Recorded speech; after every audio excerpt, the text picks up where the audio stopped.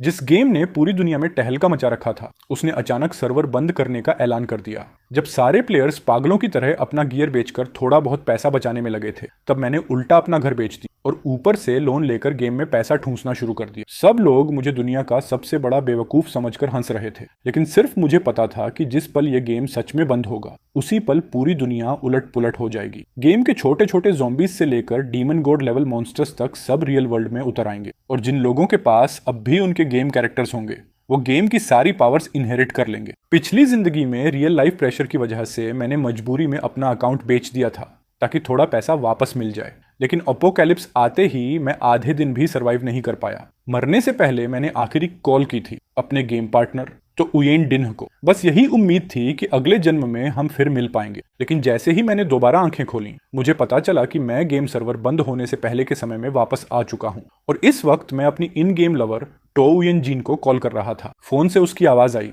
क्या वाइनबीट, फिर से कैसी उल्टी सीधी बातें कर रहे हो? अरे बस काइन गुयेन होंदे का सर्वर बंद होने वाला है ना, ज्यादा से ज्यादा हम कोई दूसरा गेम खेल लेंगे, वैसे भी अभी आधा महीना बाकी है। मैंने कहा, मैं अपना अकाउंट बेचने की सोच रहा हूँ। तुम? वो तुरंत बोली, मैं नहीं बेचूंगी, अभी बेचकर वैसे भी ज्यादा पैसे नहीं मिलेंगे, और उस अकाउंट में मेरी बहुत सारी यादें हैं, मैं आखिरी सेकंड तक खेलूंगी। उसका वही जवाब सुनकर जो पिछली जिंदगी में भी था, मुझे यकीन हो गया कि मैं सच में पास्ट में लौट आया हूँ। मेरे चुप रहने पर वो थोड़ी डिसअपॉइंटेड होकर बोली, क्या हुआ, तुम सच में अकाउंट बेचने वाले हो?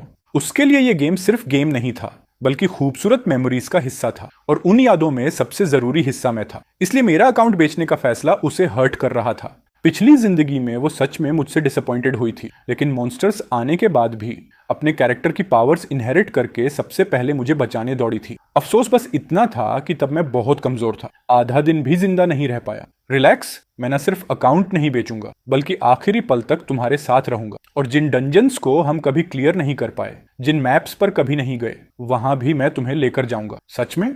पक्का? पक्का। ठीक है, फिर मैं सोने जा रही हूँ, तुम भी जल्दी सो जाना, और कल मुझे साथ लेकर चलना मत भूलना। उसे स्वीट बातें करके मैंने फोन काट दिया और गेम फोरम खोल लिया। पूरा फोरम कंपनी को गालियां देने और इक्विपमेंट बेचने वाले पोस्ट से भरा पड़ा था। थोड़ी देर स्क्रॉल करते ही मैंने देखा कि लोग गोल्ड औने पौने दाम में बेच रहे थे। 100 मिलियन गोल्ड सिर्फ 1 लाख डोंग में, जबकि ये सेंचुरी लेवल ऑनलाइन गेम था। पहले गेम गोल्ड की वैल्यू रियल मनी के बराबर थी, 1:1 रेशियो पर, लेकिन अब हालत ये थी कि वैल्यू 1000 गुना गिर चुकी थी। लेकिन मुझे पता था कि अब भी खरीदने की जल्दी नहीं है, आगे प्राइस और भी बुरी तरह क्रैश होने वाली थी। मैं नीचे स्क्रॉल करता रहा, तभी एक पोस्ट देखकर मेरी आंखें चमक उठी। स्टॉर्म स्टाफ ऑफ द मेज God, max level divine weapon, पूरे सर्वर में यूनिक, सिर्फ 6 लाख टेंग में क्लियरेंस सेल, और मेरा कैरेक्टर खुद एक मेज था। मैं तुरंत खरीदने वाला था, लेकिन तभी रियलाइज हुआ कि मेरे पास पैसे कम हैं। मगर मैंने सिर्फ 1 सेकंड सोचा और फैसला कर लिया, कल घर बेच दूं। वैसे भी जब मॉन्स्टर्स रियल वर्ल्ड में उतर आएंगे, तब स्काई स्क्रेपर्स भी उनके सामने कागज जैसे होंगे।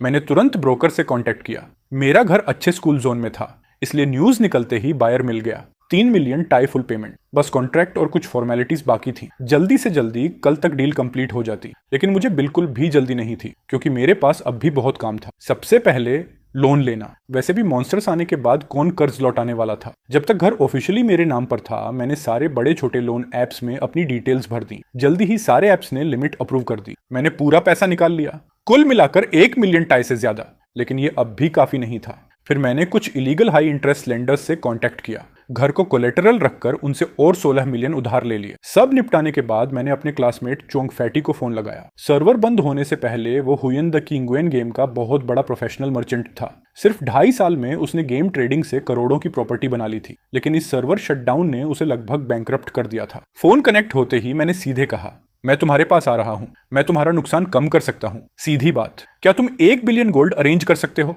करंट मार्केट प्राइस पर मैं सब खरीद लूंगा। वो शॉक्ड होकर बोला, क्या 1 बिलियन गोल्ड? तू सीरियस है? अभी सब लोग बेवकूफ ढूंढ रहे हैं ताकि अपना माल बेच सकें, और तू खुद पूरा स्टॉक खरीदना चाहता है? मैंने कहा, ये मत पूछ, और सुन, मेरे लिए मेज गॉड सेट, रेयर पेट एग्स, गोल्डन पेट एग्स भी कलेक्ट करना। तुम्हारा फैशन बिजनेस भी था ना, जितने कॉस्ट्यूम्स हैं सब खरीद लो, और सारे एनहांसमेंट स्टोन्स भी, सब मार्केट प्राइस पर। हाँ ठीक है, समझ गया, लॉग इन कर, मैं पहले गोल्ड और सामान भेजता हूँ। कुछ घंटों बाद मुझे फैटी जांग से ढेर सारा इक्विपमेंट मिल गया। ऊपर से उसने कुछ फैशन सेट्स फ्री में भी भेज दी। परफेक्ट, इन्हें मैं यूएन डींग को गिफ्ट कर सकता था। सारा काम खत्म होते होते रात काफी हो चुकी थी। जैसे ही मैं ऑनलाइन आया, मुझे तो उयेन दिन का मैसेज दिखा, लम्फोंग क्या तुम्हें भी लगने लगा है कि इस गेम में अब मजा नहीं रहा? पहले तो तुम कभी इतनी देर से ऑनलाइन नहीं आते थे। अगर तुम खेलना नहीं चाहते तो मैं फोर्स नहीं करूंगी। तुम कोई दूसरा गेम खेलोगे तो मैं भी तुम्हारे साथ चलूंगी। हम दोनों 2 साल से साथ थे, भले ही सिर्फ ऑनलाइन मिले थे, लेकिन रिश्ता इतना गहरा था जैसे असली जिंदगी के सोलमेट हों। उसकी बात सुनकर मैं हल्का सा मुस्कुराया। बिना घुमाए फिराए मैंने कहा, स्टोरेज खोलो और वॉइस चैट ऑन करो। टीम ज्वाइन करके वेयर हाउस आओ, तुम्हें कुछ दिखाना है। तो उयन जीन तुरंत टीम में आई और वेयर हाउस पहुंच गई। वहां पड़े ढेर सारे सामान देखकर वो शौक रह गई। वाओ, इतने सारे पेट एग्स! तुम्हारे पास मैच गॉड सेट भी आ गया। तो आज देर से ऑनलाइन आने की वजह ये थी, बिना फेस दिखाए यूट्यूब से 1 लाख+ रुपए महीना कमाना चाहते हो? मैंने जो कुछ सीखा और अप्लाई किया सब इस ई बुक में स्टेप बाय स्टेप शेयर किया है। लिंक डिस्क्रिप्शन और पिन कमेंट में है। अभी आइटम्स के प्राइसेस क्रैश हो गए हैं। जो चीजें पहले अफोर्ड नहीं होती थी अब सब खरीदी जा सकती हैं। मैंने हंसकर कहा, मैंने कहा था ना आखिरी मोमेंट तक तुम्हारे साथ खेलूंगा, तो अच्छे से खेलूंगा भी। जब हमारा गियर कंप्लीट हो जाएगा और पावर काफी बढ़ जाएगी तब मैं तुम्हें ट्विन लेक डंजन क्लियर करवाऊंगा, फिर हेवनली पैलेस मैप भी लेकर जाऊंगा। वो एक्साइटेड होकर बोली, और जो तुमने कहा था कि मेरे लिए भी गियर कलेक्ट कर रहे हो, क्या वो मून गॉडेस सेट है? एग्जैक्टली, मैंने किसी को हमारे लिए कलेक्ट करने भेजा है। फिर हमने बाकी सब बातें साइड में रख दी और पेट एग्स फ्यूजन शुरू कर दिया। शायद इनमें से 2 मिथिक डिवाइन पेट्स निकल आते, लेकिन तभी टो उयन जीन बोली, नहीं, ये मेरा भी सपना है। मैं अकेले तुम्हें पैसे खर्च नहीं करने दूंगी। मेरे पास कुछ पॉकेट मनी है, पहले तुम यूज कर लो। उसकी बात खत्म होते ही मेरे फोन पर ट्रांसफर नोटिफिकेशन आ गया। मैंने अमाउंट देखा, पूरे 6 मिलियन। इतने सालों से जानता था, लेकिन आज पता चला कि वो सच में रिच गर्ल है। पॉकेट मनी ही 6 मिलियन, पता नहीं उसका फैमिली बैकग्राउंड कितना बड़ा होगा। मैंने ज्यादा कुछ नहीं कहा, लेकिन अब उसके पैसों से मैं और भी ज्यादा चीजें कर सकता था। फिर मुझे पिछली जिंदगी याद आई, जब गेम रियल वर्ल्ड में आया था तब वो मुझे बचाने दौड़ी थी, लेकिन रास्ते में एक लेवल 90 बॉस ने उसे रोक लिया था। अकेली प्रीस्ट होकर लेवल 90 बॉस को रोक पाना यही साबित करता था कि उसका इक्विपमेंट बेहद डेंजरस लेवल का था। मतलब अगर मैं उसके लिए गियर नहीं भी खरीदता तब भी वो खुद खरीद लेती। मैंने तुरंत फैटी झांग को वॉइस मैसेज भेजा, और पेट एग्स कलेक्ट करो, जितने मिले सब खरीद लो, फ्यूजन भी करते रहना। वो तुरंत बोला, समझ गया, तू बड़ा स्टॉक जमा करने वाला है, टेंशन मत ले, जितने मिलेंगे सब तेरे लिए खरीद लूंगा। थोड़ी ही देर में 500 से ज्यादा पेट एग्स मेरे अकाउंट में आ गए। मैंने सब तो उयन जीन को ट्रेड कर दिए और हम दोनों लगातार फ्यूजन करने लगे। हुयन द किंग गुएन में बैटल पेट्स बहुत पावरफुल कंपेनियंस होते थे, लेकिन उनकी असली ताकत तभी निकलती थी जब वो ओनर की क्लास के साथ परफेक्टली मैच करें। हाई लेवल पेट्स बनाना बेहद एक्सपेंसिव था, इसलिए टॉप टियर पेट्स इतने रेयर थे। 10 मिनट बाद तो उयन जीन अचानक टीम चैनल में चिल्लाई, हो गया फ्यूजन कंप्लीट। अगर पहले होता और 5 से 6 मिलियन वैल्यू का पेट निकलता तो शायद एक्साइटमेंट से मेरा दिल तेज धड़कने लगता, लेकिन मौत तक देख चुका था, इसलिए अब मैं उतना इजीली एक्साइटेड नहीं होता था। मैंने एग खोल दिया, तेज रोशनी धीरे धीरे खत्म हुई और एक भारी मॉन्स्टर रोर गूंज उठा। हमारे सामने एक बेबी सोड ड्रैगन खड़ा था। उसकी पीठ पर नुकीले स्पाइक्स थे जो पंखे की तरह फैले हुए थे। ये एक अल्ट्रा डिफेंसिव पेट था। जब ओनर इसके ऊपर राइड करता तो ये 80% डैमेज अब्सॉर्ब कर लेता। ऑनेस्टली काफी अच्छा पेट था, लेकिन अभी भी मिथिक लेवल तक नहीं पहुंचा था। लेकिन टो उयन जीन की आंखें चमक उठी। वाह, कितना क्यूट है, मुझे ये बहुत पसंद आया। सच कहूं तो मुझे ये बेबी सोड ड्रैगन खास पसंद नहीं आया। मैं इसे यूज भी नहीं करता, लेकिन अगर उसे पसंद था तो माउंट के तौर पर उसके लिए परफेक्ट था। उसके बाद हम फिर एग्स खोलने लगे। कुछ देर बाद अचानक एक चमकदार एग तेज रोशनी छोड़ने लगा। इतनी ब्राइट लाइट थी कि हमें आंखें बंद करनी पड़ी। उसी वक्त वेयरहाउस में कुछ लोग गुजर रहे थे। उनमें से एक चिल्लाया, बॉस देखो, कोई रेडियंट टेक खोल रहा है। दूसरा बोला, सर्वर बंद होने वाला है फिर भी इतना पैसा फेंक रहे हैं, जरूर कोई रिच इडियट होगा, मार्क कर लो इसे। तभी मुझे अचानक एक टीम इनवाइट आया, लेकिन अगले ही सेकंड वापस विड्रॉ हो गया। मैं तुरंत समझ गया, गेम के नोटोरियस लूट रॉबर्स ने मुझे टारगेट कर लिया था। इस गेम में रियल वर्ल्ड जैसा कोई कानून नहीं था। डार्क माइंडेड प्लेयर्स दूसरों को मारकर उनका इक्विपमेंट लूट कर लेते थे। वो खुद को रोड बैंडिट्स कहते थे। ऐसे लोगों से मुझे बेहद नफरत थी। मैंने मन ही मन सोचा, बस ये लोग मुझे प्रोवोक ना करें, वरना मैं इनका ऐसा हंट करूंगा कि इनके सारे इक्विपमेंट्स गिरवा दूंगा। हालांकि अब भी मेरा गियर फुली अपग्रेडेड नहीं था, पेट्स भी एनहांस नहीं हुए थे, इसलिए फिलहाल मेन सिटी छोड़ना स्टूपिडिटी होती। तभी चमक धीरे धीरे गायब हुई और जो पेट टो उयन जिन ने समन किया उसे देखकर हम दोनों स्टंड रह गए। वो था चूजियो, सुजाको और फिनिक्स का फ्यूजन क्रिएचर। उसके टैलेंट स्किल्स देखने के बाद मैं सच में हिल गया। मिथिक डिवाइन पेट होने लायक था वो। न सिर्फ उसका बर्स्ट डैमेज टेरिफाइंग था, बल्कि उसमें निर्वाण रीबर्थ एबिलिटी भी थी। तभी टीम सिस्टम में नोटिफिकेशन आया, please choose the owner of this battle pet. मैं कुछ बोल भी नहीं पाया था कि तो उयन जीन ने बिना 1 सेकंड सोचे सीधे चूजियो की ओनरशिप छोड़ दी। वो मुस्कुराकर बोली, चूजियो फायर मेज टाइप पेट है, तुम्हारी क्लास के लिए परफेक्ट है, तुम इसे रख लो, बाद में डैमेज डीलर तुम बनना और मैं अपने लिटिल सोर्ड ड्रैगन से तुम्हारे लिए डैमेज टैंक करूंगी। उसे ऐसा कहते देख मैंने भी ज्यादा फॉर्मेलिटीज नहीं की और सीधे पेट एक्सेप्ट कर लिया। अगले ही पल वर्ल्ड अनाउंसमेंट गूंज उठा। खिलाड़ी लॉन्गफोंग को बधाई, आपको मिथिक पेट चूडियो प्राप्त करने के लिए दैवीय सौभाग्य प्राप्त हुआ है। ये पूरे सर्वर में अद्वितीय पालतू जानवर है। अनाउंसमेंट आते ही जो वर्ल्ड चैनल अभी तक शांत था अचानक फट पड़ा। कोई शौक होकर बोला, डैम, सर्वर बंद होने वाला है, फिर भी किसी ने चूडिये निकाल लिया। तो कोई ताना मारने लगा, उसका करेगा क्या? ज्यादा से ज्यादा 10 से 15 दिन मजे करेगा, प्योर वेस्ट ऑफ मनी। लेकिन क्योंकि ये गेम बहुत रियलिस्टिक और रेवोल्यूशनरी था, ऊपर से कई सालों से चल रहा था, इसलिए अभी भी तो उयन जीनिच जैसे बहुत लोग थे जो आखिरी मोमेंट तक गेम एंजॉय करना चाहते थे। मैंने वर्ल्ड चैट की बकचोदी देखने का टाइम वेस्ट नहीं किया, मेरे पास अब भी बहुत काम बाकी था। कुछ देर बाद फैटी जांग ने फिर एक बड़ा सामान का लॉट भेजा। उसमें लेवल 100 प्रीस्ट सेट, ढेर सारे एनहांसमेंट स्टोन्स, टैलिस्मन्स और अलग अलग पोशन रेसिपीज थी। ये सब फ्यूचर के लिए बेहद जरूरी चीजें थी। पेमेंट करने के बाद मैंने पूरा प्रीस्ट सेट तो उयन डिन को ट्रेड कर दिया। वो एक्साइटेड होकर बोली, गियर तैयार हो जाए तो पहले ट्रेजर मैप्स ग्राइंड करते हैं। मैंने दोस्त से 200 मैप्स कलेक्ट करवाए हैं, शायद डिवाइन बीस्ट पिल्स या ब्लड लाइन पिल्स निकल जाएं। पावर बढ़ने के बाद हम हेवनली पैलेस चलेंगे। उसकी आंखें एक्साइटमेंट से चमक उठी। Heavenly palace? सच में? असल में हेवनली पैलेस जाना हमेशा से उसका सपना था। ये हुयन द कीन गुयन का सबसे कठिन डंजन था। पहले सिर्फ वो वेल्स क्लियर कर पाते थे जिन्होंने हंड्रेड्स ऑफ मिलियंस स्पेंड किए हों, लेकिन अब सिर्फ 1 मिलियन से थोड़ा ज्यादा खर्च करके ही मेरे पास गोड टियर इक्विपमेंट आ चुका था। उसके बाद हम दोनों टेलीपोर्ट होकर निकल गए। मैं उन लूट रॉबर्स से पीछा छुड़ाना चाहता था, लेकिन वो अब भी हमारा पीछा कर रहे थे। तभी फैटी झांग का प्राइवेट मैसेज आया, स्टॉर्म स्टाफ ऑफ द मेज गॉड खरीद ली, और हाँ, क्या तुम्हें स्टोरेज रिंग्स भी चाहिए? एक रिंग में 1000 आइटम स्लॉट्स हैं। मैंने तुरंत रिप्लाई किया, चाहिए, अभी भेजो। ये चीज फ्यूचर में रियल वर्ल्ड में भी बेहद यूजफुल होने वाली थी। सारा काम खत्म करने के बाद मैं टो उयन जीन्स को लेकर ट्रेजर मैप्स ग्राइंड करने लगा। जो डिवाइन बीस्ट पिल्स निकली वो मैंने चूजू और लिटिल सोर्ड ड्रैगन दोनों को खिला दी। कुछ ही देर में दोनों इवॉल्व होकर लेवल 70 डिवाइन पेट्स के बराबर हो गए। सब करने के बाद मैंने टो उयन जीन्स से कहा, चलो अब थिएन nguyen सिटी चलते हैं। असल में वो एक प्राइवेट टेरिटरी थी। मेरा प्लान था पूरी सिटी खरीदने का।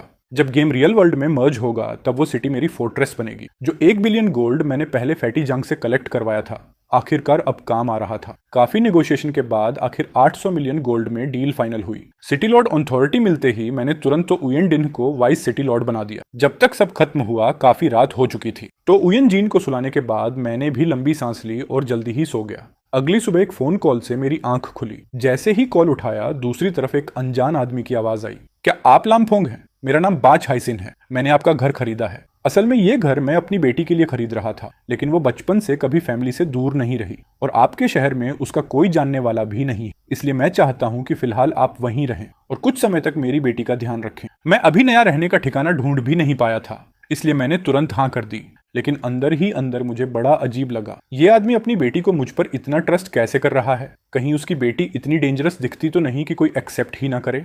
लेकिन मुझे क्या पता था कि कॉल कटते ही उसकी बेटी बाच थुक्स दी खुशी से टो उयन जीन के पास भागी और बोली, सब तैयार है उयन जीन, कल मैं लामफोंग को एक बड़ा सरप्राइज दूंगी। कॉल खत्म होने के बाद मैंने ज्यादा नहीं सोचा और फिर सो गया। लेकिन ज्यादा देर नहीं हुई थी कि डोर नॉक की आवाज से मेरी नींद फिर टूट गई। मैं चिढ़कर बोला, फूड डिलीवरी मैंने ले ली थी, शायद रॉन्ग एड्रेस आ गए हो। मैं पूरा सर्टिफाइड शट इन था, घर पर रेयरली कोई आता था, इसलिए अचानक डोर नॉक होना अनयूजुअल था। लेकिन बाहर से एक लड़की की आवाज आई, एक्सक्यूज मी, क्या ये लामफोंग का घर है? मैं बच थुक दी हूँ, बच हाइसिन की बेटी। मैं तुरंत फ्रीज हो गया। क्या कल आने वाली थी ना? घड़ी देखी तो रात के 10 बज चुके थे। वह कमाल है, टेक्निकली कल ही था। मैंने दरवाजा खोला और सामने जो खड़ी थी वो कोई डायनासोर जैसी स्कैरी लड़की नहीं, बल्कि एक टॉप टियर ब्यूटी थी। लंबे काले बाल, फ्लॉलेस फेस और पूरा लुक किसी कोरियन मनहवा हीरोइन जैसा। बाच तुकदी ने मुझे घूरते देखा तो अंदर ही अंदर थोड़ा अनॉयड होकर सोची, उयन जीन इस इंसान के लिए मेरे साथ गेम खेलना छोड़ रही है। मैं होश में आया और तुरंत उसे अंदर बुलाकर पूछा, इतनी रात को आई हो, खुद ड्राइव करके? वो घर देखते हुए कैजुअली बोली, हाँ खुद ड्राइव करके आई हूँ। मेरी आंखें तुरंत चमक उठी। जो फैमिली सीधे 3 मिलियन का घर खरीद सकती है उनकी कार भी चीप नहीं होगी, और कार मतलब कोलेटरल, मतलब और पैसा। अभी जितना पैसा हो सके उतना कम था। मैं अंदर ही अंदर कैलकुलेशन कर ही रहा था कि बच थुक दी ने अचानक पूछा, तुम अभी भी केवांगुएन हुयन द खेलते हो?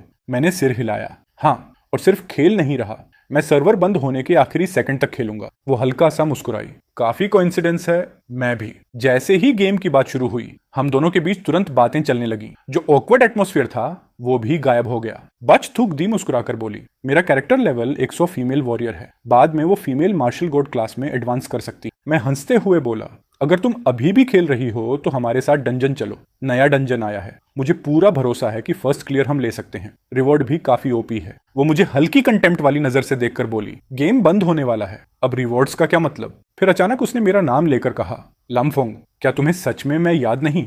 मैं ही लिटिल बर्ड यिरेन हूँ गेम में। मैं एक पल के लिए फ्रीज हो गया, फिर तुरंत याद आ गया, डैन, तो तुम लिटिल बर्ड यिरेन हो?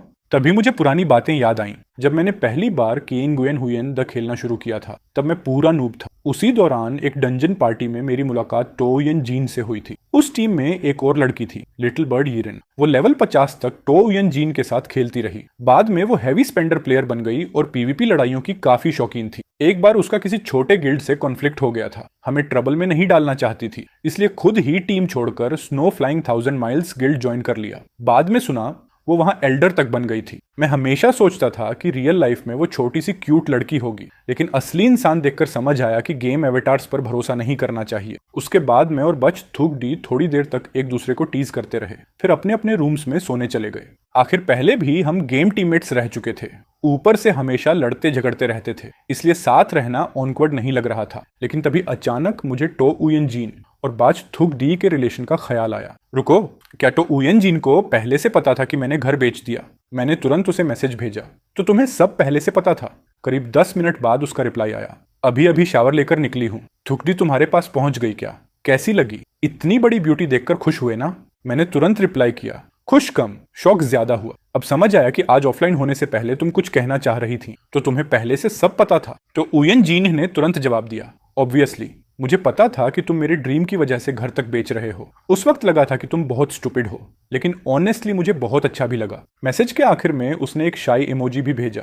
मैंने मजाक में रिप्लाई किया, तो इसीलिए तुमने बिना सोचे अपना पूरा प्राइवेट फंड मुझे दे दिया। उसका मैसेज देखकर आखिरकार मैंने राहत की सांस ली और खुशी खुशी उससे चैट करने लगा। भले ही हम सिर्फ गेम पार्टनर्स थे और रियल लाइफ में कभी मिले नहीं थे, लेकिन इतने साल दिन रात साथ रहने के बाद हमारा रिश्ता किसी रियल कपल से कम नहीं था। मैंने उससे कहा, घर बाद में फिर खरीदा जा सकता है, फ्यूचर में अगर हमारी शादी हुई तो मैं तुम्हारे लिए इससे भी बड़ा और अच्छा घर खरीदूंगा, लेकिन अभी मैं सिर्फ तुम्हें खुश देखना चाहता हूँ। गेम के आखिरी मोमेंट तक तुम्हारे साथ रहना चाहता हूँ। मुझे पता है सर्वर बंद होने की वजह से तुम अंदर से बहुत दुखी हो, बस दिखा नहीं रही। मेरी बातें सुनकर तो उयन जीन पूरी तरह इमोशनल हो गई। भले ही ये सब किसी परफेक्ट फ्यूचर प्रॉमिस जैसा लग रहा था, लेकिन लड़कियां अक्सर ऐसी बातों पर दिल हार बैठती हैं। ऊपर से मैंने सच में घर बेचकर उसके साथ गेम खेलने का फैसला किया था। उसने रिप्लाई किया, अब क्या करूं, तुमने मुझे पूरी तरह मेल्ट कर दिया। कुछ देर और चैट करने के बाद मैंने कहा कि अब मुझे सोना है, लेकिन टो उयन जीन इतनी खुश थी कि उसे नींद ही नहीं आ रही थी। उसने बाज थुक डी को कॉल किया और उसे भी बता दिया कि मैंने उसके साथ गेम खेलने के लिए अपना घर बेच दिया। नॉर्मल लोगों के लिए किसी बंद होने वाले गेम के लिए घर बेच देना प्योर मैडनेस था, लेकिन एक रिच लड़की के नजरिए से देखा जाए तो ये अल्टीमेट रोमांस था, पूरा ट्रू लव वाइब। यहाँ तक कि बाज थुक्स दी, जिसे आमतौर पर लड़कों में कोई इंटरेस्ट नहीं था, वो भी जेलसी भरे टोन में बोल पड़ी, ऐसा बॉयफ्रेंड मिल गया है तो आगे चलकर यूएनडीएन को शायद मेरी जरूरत ही नहीं पड़ेगी। लेकिन टो उयन जीन से कॉल खत्म होते ही बच थुक दी ने तुरंत दूसरा चैट विंडो खोला, जिसका नोट नेम था गिल्ड मास्टर। उसने मैसेज भेजा, गिल्ड मास्टर, मैंने जांच कर ली, लामफोंग को असली सिचुएशन के बारे में कुछ नहीं पता। वो इतना पैसा सिर्फ इसलिए गेम में डाल रहा है क्योंकि उसकी इन गेम गर्लफ्रेंड इस गेम को छोड़ना नहीं चाहती। वो आखिरी समय में उसके साथ पूरा गेम घूमना चाहता है। गिल्ड मास्टर ने रिप्लाई किया, गुड वर्क थुक्सी, कोशिश करो उससे और इन्फॉर्मेशन निकलवाने की। कुछ भी पता चले तो तुरंत रिपोर्ट करना। बच थूसदी ने जवाब दिया, अंडरस्टूड गिल्ड मास्टर। उसके बाद उसने फोन बंद कर दिया। कई घंटे ड्राइव करके आने की वजह से वो पहले ही एग्जॉस्टेड थी, इसलिए बेड पर गिरते ही सो गई। लेकिन दूसरी तरफ मेरी हालत पूरी उलटी थी। मुझे बिल्कुल नींद नहीं आ रही थी क्योंकि कल किंग गुएन हुएन जो ऑफिशियली परमानेंट शटडाउन अनाउंसमेंट करने वाला था, और जैसे ही वो अनाउंसमेंट आएगा गेम इकोनॉमी पूरी तरह क्रैश हो जाएगी। मुझे बाज थुक डीए की लग्जरी कार को भी कोलेटरल बनाकर और पैसा निकालना था। लेकिन सबसे जरूरी बात, किसी को भी मेरे असली प्लान पर शक नहीं होना चाहिए। आखिर मैंने पिछले कुछ दिनों में जो क्रेजी मूव्स किए थे, उनसे गेम के कई लोग पहले ही सीक्रेटली मुझे वॉच करने लगे थे। सुबह ठीक 8 बजे सूरज की रोशनी लिविंग रूम में फैल रही थी। मैंने ब्रेकफास्ट बाज तुकदी के सामने रखा ही था कि अचानक होम पेज पर एक अनाउंसमेंट पॉपअप हुआ। ऐसा अनाउंसमेंट जिसने दुनिया भर के प्लेयर्स की सांसें रोक दी। वो सीधा मौत का फरमान लग रहा था। अनाउंसमेंट बिल्कुल तय समय पर आया और उसकी कंटेंट इतनी इरेस्पॉन्सिबल थी कि यकीन करना मुश्किल था। ये पूरे गेम के लिए मौत की सजा थी। प्लेयर्स के अकाउंट्स और डिवाइन इक्विपमेंट्स अब पूरी तरह बेकार कचरा बन चुके थे।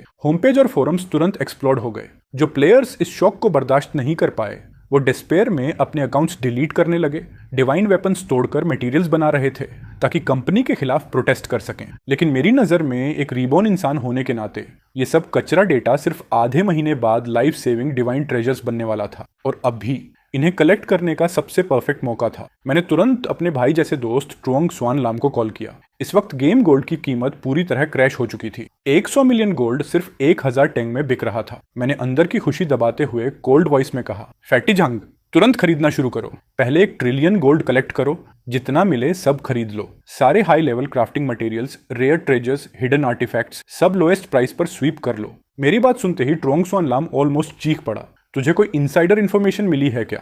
मैंने शांत आवाज में कहा, कोई इनसाइडर इन्फो नहीं, लेकिन अगर मुझ पर भरोसा है तो अपना अकाउंट कभी मत बेचना और जितनी लाइफ सेविंग चीजें जमा कर सकता है कर ले। कॉल खत्म करने के बाद मैंने स्क्रीन पर भरे हुए कर्स और अकाउंट डिस्ट्रक्शन वीडियोस देखे। मेरे होंठों पर बस एक ठंडी मुस्कान आ गई, लेकिन जैसे ही मैंने सिर उठाया सामने बच थूकती खड़ी थी। मेरी अभी अभी वाली करोड़ों की क्रेजी शॉपिंग वाली बातें उसने वर्ड टू वर्ड सुन ली थी। जितना है सब खरीद लो, ये साफ उसके कानों तक पहुंच चुका था। मुझे अच्छी तरह समझ आ गया कि मेरी अनयूजुअल एक्शंस अब अलग अलग फोर्सेस का अटेंशन खींच चुकी हैं। खासकर स्नो ड्रिफ्टिंग 1000 माइल्स गिल्ड की एल्डर बाज थुक दी। भले ही वो लामफोंग की पुरानी टीममेट थी और टो उयन जीन की रियल लाइफ बेस्ट फ्रेंड भी, लेकिन वो समझ नहीं पा रही थी कि एक नॉर्मल आदमी आखिर गेम बंद होने के दिन घर बेचकर और लोन लेकर वर्चुअल वर्ल्ड में पैसा क्यों जला रहा है। उसकी नज़र में या तो मैं पागल हो चुका था या फिर किसी ऑब्सेशन ने मेरा दिमाग खराब कर दिया था। वो मेरी आंखों में देखकर सीरियस टोन में बोली, लामफोंग, सच सच बताओ, क्या तुम कोई इलीगल काम कर रहे हो या सिर्फ टो उयन जीन की थोड़ी सी खुशी के लिए अपनी पूरी जिंदगी दांव पर लगा रहे हो? मैंने कुछ एक्सप्लेन नहीं किया, बस कैजुअली झूठ बोल दिया। मैं बेट लगा रहा हूं कि आखिर में कंपनी प्रेशर में आकर कॉम्पेंसेशन देगी। ये एक्सक्यूज सुनते ही पता चल रहा था कि उसमें होल्स भरे पड़े हैं। बाजतुकदी ने क्लियरली उस बात पर भरोसा नहीं किया, लेकिन मेरे डिटर्मिन्ड फेस को देखकर उसका दिल थोड़ा नरम पड़ गया। वो धीरे से बोली, अगर तुम सच में बैंकक्रप्ट हो गए और खाने तक के पैसे नहीं बचे तो कम से कम मैं तुम्हें भूखा नहीं रहने दूंगी।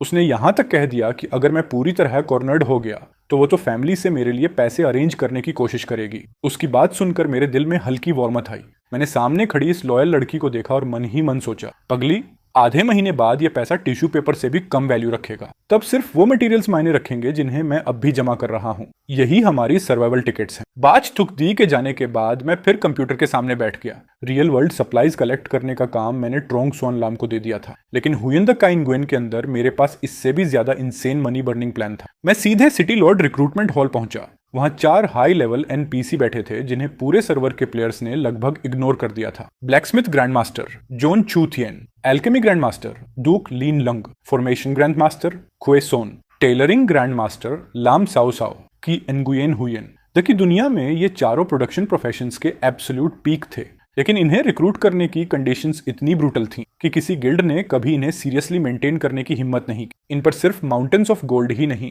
एंडलेस रेयर मटेरियल्स भी बर्न करने पड़ते थे। और अब जब गेम बंद होने वाला था, हर कोई अपने एनपीसी डिसमिस करके पैसे वापस लेने में लगा था। नॉर्मल प्लेयर्स की नजर में ये सिर्फ डिलीट होने वाले एडवांस डेटा थे, लेकिन मैं लामफोंग अच्छी तरह जानता था आधे महीने बाद यही एनपीसी अपोकलिप्स में मेरी सबसे बड़ी फाउंडेशन बनेंगे। जोन चू थियन डिवाइन वेपन्स फोर्ज कर सकता था, डुओक लिन लंग लाइफ सेविंग डिवाइन पिल्स बना सकती थी। अगर ये लोग मेरे पास रहे तो मेरी थियन दुयत सिटी पूरी अर्थ पर सबसे पावरफुल इंडस्ट्रियल फोर्ट्रेस बन जाएगी। मैंने एक सेकंड भी हेजिटेट नहीं किया, सीधे 500 मिलियन गोल्ड फेंक दिए और चारों एनपीसी के साथ लाइफ टाइम कॉन्ट्रैक्ट साइन कर लिया। अगले ही पल पूरा सर्वर अनाउंसमेंट से भर गया। Congratulations player Lam Phong for successfully recruiting the 4 grand masters of life professions. World channel कुछ सेकंड्स के लिए पूरी तरह साइलेंट हो गया, फिर अचानक मॉकिंग कमेंट्स की बाढ़ आ गई। लामफोंग के पास इतना पैसा है कि जलाने के लिए जगह नहीं बची। 500 मिलियन सिर्फ ऐसे एनपीसीज पर जो साथ भी नहीं ले जा सकते। ये आदमी गेम के साथ खुद को भी दफनाने वाला है क्या? LOL, मैं हंस हंस कर मर जाऊंगा। लेकिन मैंने उन इंसल्ट्स को देखकर भी कोई रिएक्शन नहीं दिया। मेरे दिल में एक भी लहर नहीं उठी। ट्रोंग स्वान लाम की स्पीड मेरी उम्मीद से भी ज्यादा तेज थी। कुछ ही घंटों में फर्स्ट बैच के 10 बिलियन गोल्ड मेरे अकाउंट में ट्रांसफर हो चुके थे। इस वक्त हुयन द की निगुएन का मार्केट प्लेस प्योर डिस्पेयर से भरा पड़ा था। Deep sea mithril, oath crystals जैसे normally impossible to find materials अब सड़क के कचरे की तरह पाइल होकर पड़े थे और उन्हें खरीदने वाला कोई नहीं था। मैंने तुरंत ट्रोंग सोन लाम को ऑन ऑर्डर दिया, सिर्फ गोल्ड नहीं, सारे टॉप टियर क्राफ्टिंग मटेरियल्स खरीदो, rare beast souls, hidden treasures, divine materials, जितना मिले सब निकल जाओ। फोन के दूसरी तरफ ट्रोंग स्वान लाम के हाथ तक कांप गए। वो चाहे जितना सोच ले, समझ नहीं पा रही थी कि मैं आखिर 10 मिलियन कैश एक ऐसे पिट में क्यों फेंक रहा हूं जहां सब कुछ जीरो होने वाला है। वो घबराई हुई आवाज में बोली, लम्फोंग सच बताओ, क्या official site secretly data inheritance करने वाली है? नहीं तो जिस तरह तुम खेल रहे हो, कल हम दोनों को पुल के नीचे कार्डबोर्ड लेकर सोना पड़ेगा। उसकी प्रोबिंग वॉइस सुनकर मेरे दिल में हल्की वॉर्मथ आई। आखिर वो बचपन से मेरी सबसे करीबी दोस्त थी। मैं सच में उसे बचाना चाहता था, लेकिन वो कितना बिलीव करेगी ये उसकी किस्मत पर डिपेंड करता था। मैंने अपोक्लिप्स का सच नहीं बताया, बस शांत आवाज में कहा, कोई इनसाइडर इन्फो नहीं है, लेकिन मैं सीरियसली बोल रहा हूं, अपना अकाउंट अच्छे से तैयार करो। जितने हाई लेवल मेडिसिन और इंस्टेंट मना पोटेंस जमा कर सकती हो कर लो। बिलीव मी, वो चीजें तुम्हारे बैंक बैलेंस से ज्यादा वैल्यूएबल होंगी। ट्रोंग स्वान लाम काफी देर तक साइलेंट रही, फिर दांत भींच कर सिर्फ एक शब्द बोली, ठीक है।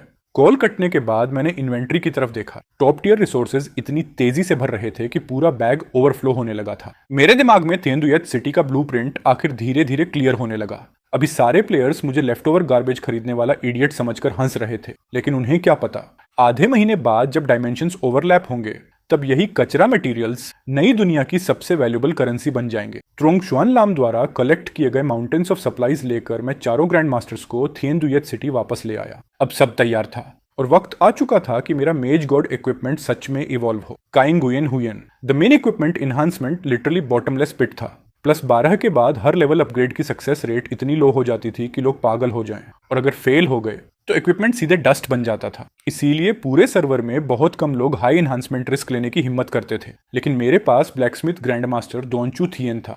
ऊपर से मेरे पास पिछले जन्म से लाया हुआ हिडन इन्हांसमेंट ट्रिक भी था। फोर्ज के ऊपर स्पार्क्स लगातार एक्सप्लोड कर रहे थे और सिस्टम नोटिफिकेशंस पूरी स्क्रीन पर मशीन गन की तरह स्पैम होने लगे। +13 enhancement successful, +15 enhancement successful. Golden light इतनी ब्राइट थी कि आसपास खड़े लोग आंखें तक नहीं खोल पा रहे थे। और जब आखिरी इटर्नल क्रिस्टल टूटकर बिखरा, तभी डार्क गोल्डन लाइटनिंग ने पूरे आसमान को चीर दिया। सर्वर का पहला +18 मेज गॉड इक्विपमेंट ऑफिशियली पैदा हो चुका था। मैंने स्टेट्स पैनल खोला। इवन रीबॉर्न होने के बावजूद मेरे माथे पर कोल्ड स्वेट आ गया। मैजिक अटैक सीधे 78,000 तक पहुंच चुका था। मूवमेंट स्पीड इतनी टेरिफाइंग थी कि खड़े रहने पर भी आफ्टर इमेजेस बन रहे थे। ये स्टेट्स पूरी गेम बैलेंस को तोड़ चुके थे। टॉप एक्सपर्ट्स, एलीट गिल्ड्स, मेरे सामने वो सब सिर्फ डस्ट थे जिन्हें एक हाथ घुमाकर मिटाया जा सकता था। बगल में खड़ी टो उयनजीन पूरी तरह स्टंड थी। वो घबरा कर बोली, लामफोंग, तुम्हारे स्टैट्स इतने ब्रोकन हो गए हैं, कहीं सिस्टम तुम्हें हैकर समझकर अकाउंट बैन ना कर दे। मैं हल्का सा हंसा और उसके सिर पर हाथ फेरते हुए बोला,